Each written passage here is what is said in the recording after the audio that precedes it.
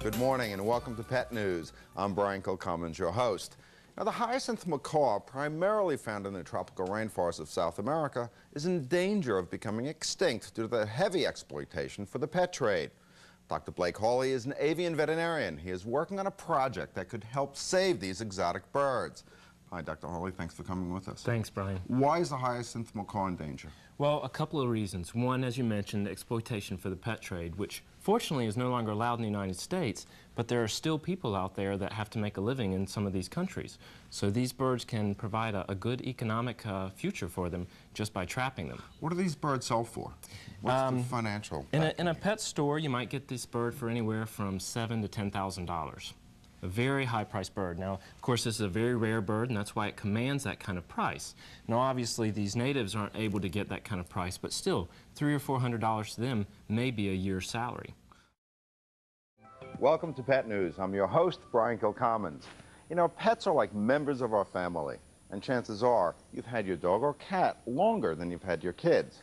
But it may be hard for a pet who has been treated like a member of the family to suddenly adapt when a new baby comes into the picture.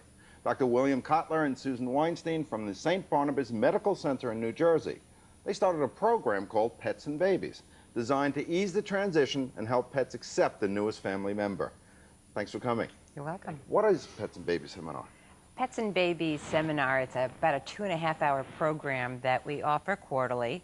It's really fun and informal, and it has two components to it. We have a veterinarian, and we have Dr. Kotler, who is a pediatrician and pulmonologist, and they answer all the questions about how to help as far as bringing a new baby into the home, because in our population in particular, we seem to have the first babies are usually their pets.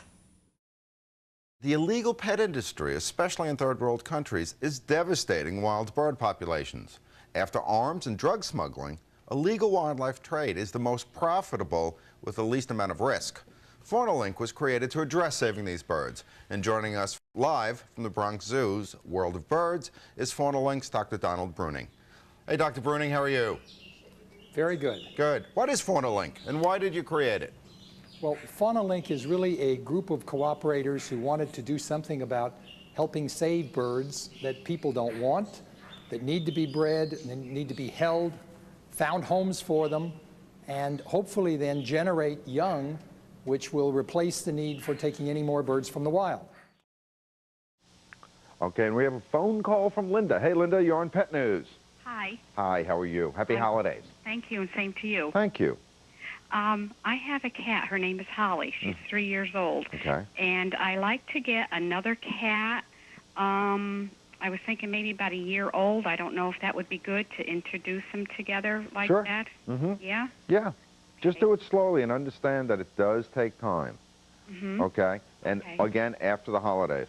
Okay. It's way too crazy, and most animals are a little bit upset because there's increased traffic and doors are open and presents Right. and wrappings.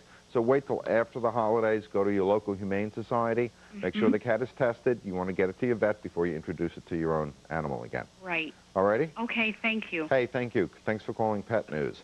And if you have any questions, you can call us at 1-888-TEL-FOX. We'll be doing another Pet Line segment later on in the show. If you have any holiday questions, and remember, you don't want to give a pet for Christmas. And this week's Pet Picture of the Week is Splash, CD, Sato, and Sasha from Casper, Wyoming. It is often perceived as just some new age remedy, but alternative therapies are beginning to earn the respect of many mainstream veterinarians. And we have Dr. Alan Schoen and Catherine Greider with us today.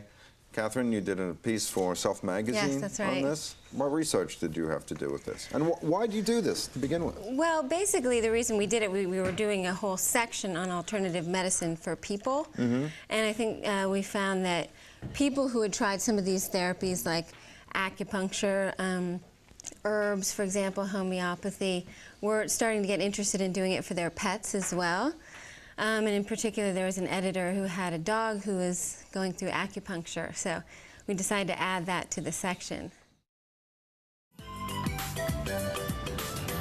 Welcome to Pet News. I'm your host, Brian Kilcommons, and as you can see, we're out on 6th Avenue and 48th Street, and I'm with Kelly Van Oss from St. Hubert's Animal Welfare, and we're with the Petmobile. Hi, Kelly. Hi. What is the Petmobile?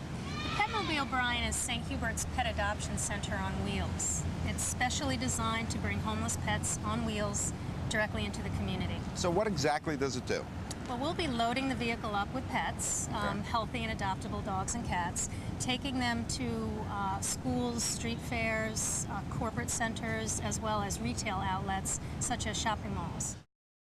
This is Cecile. Is she affectionate? Oh, she is very affectionate. Yeah, she is. She is. She has her moments, but she's very affectionate. She is. She's a big part of my household. Do you think she recognizes you?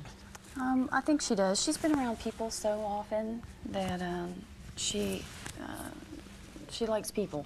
She likes people? Yeah, but I think she... Is this for lunch or just in general?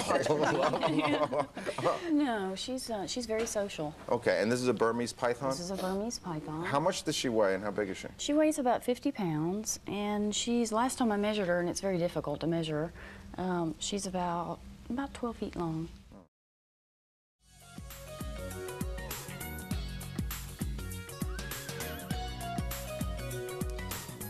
The lines are open. It's Pet Hotline time, and we're here with Dr. Karen Rosenthal. She stayed with us to answer your questions about medicine and behavior. So if you have any questions and you'd like us to give you some answers, give us a call. The number is 1-888-TEL-FOX, and we have Deborah from Bridgeport, Connecticut on the line. Hi, Deborah. How are you? Hi, how are you doing? Good. How can we help you? Well, I recently moved to a home that has radiators. Okay. My 3 indoor cats insist on lounging on them. Oh, they like all that. day, and I was wondering if that's harmful to their health. Lounging on for a cat, warm substances? There could be anything better for them. It's very warm. You pick the cat up, and the cat is very warm. Yeah, like the cat's toasty. Yeah. Kind of like, ooh, yeah. Oh, that's fine for them. You want to make sure that they're not radiators that have very hot steam heat coming out through it, but just typical modern radiators will be fine. Yeah. It's good for cats. I think your cats are very happy about that, Linda. Yeah, they seem to be. Thanks for calling Pet News. Thank you for having us. Is therapeutic riding a new concept? No, therapeutic riding has been around for ages. In Germany and Switzerland, it's used as a medical treatment for neurologically impaired clients. In England, recreational and sports. In 1969, a national association was formed in North America called NARA, North American Riding for the Handicapped Association. And in the United States, right now we have almost 500 operating centers across the country. Trooper is a great help to Patty, who uses a wheelchair. Trooper will turn out the lights, he'll press elevator buttons, he'll get the telephone. If I fall out of the chair, I can send him for the phone. He'll carry things out of stores, groceries into the house, picks up things that I drop. So how do the people at Needs feel about the pairing of these dogs with their new owners? It literally is a match made in heaven. Coming up next, we'll continue talking with Sheila O'Brien. Plus, we'll meet a woman that relies on assistance in our everyday life. Don't go away. Stay with us. A command equals response, either the dog's or yours. So if you give the dog a command, it doesn't follow it, you want to be able to enforce the command. And you don't do that being loud or angry. It's a matter of fact. Down. Good. All right, no, very good girl. Good. After the training session, again, you should do it 2-3 times a day. Use your commands throughout the day. You can do some playtime. All right. Good girl. Very nice. What she just did, when she jumped up, I didn't want her to jump. I put her into the sit and then praised her for sitting. Well, have a good week, everyone. We'll see you next week. Thanks for joining us. See you next week on Pet News.